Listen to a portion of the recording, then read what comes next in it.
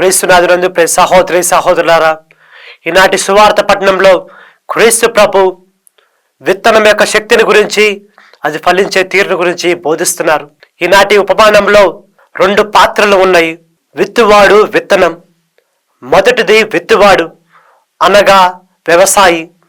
విత్తనం నాటడం అతని పని. భూమి ఎంత ప్రభావం చూపుతుందో, వర్షపాతం ఎంతగా ఉంటుందో, ఎండకు వానకు తట్టుకొని విత్తనం మొలకెత్తుతుందా అనే ప్రశ్నలు వచ్చినా సరే అతను ఆశతో పని చేస్తూ ఉంటాడు. క్రీస్తు ప్రభువు కూడా వాక్కు అనే విత్తనములు వెదజల్లుతున్నారు. వాటికి స్పందిస్తున్నామా? వాటిని స్వీకరిస్తున్నారా? ప్రజలపై ఎంత ప్రభావం ఉంటుందో అనే ప్రశ్న ఉన్నా సరే అతని పనిని ఆగలేదు.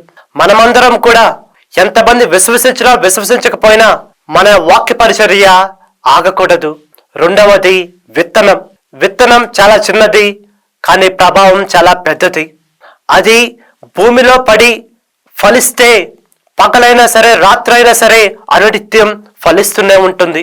మనమందరం కూడా ఎలాంటి ఇబ్బందులు వచ్చినా సరే, ఆటంకాలు వచ్చినా సరే మనం క్రీస్తుకు ఇచ్చే సాక్ష్యం ఆగకూడదు.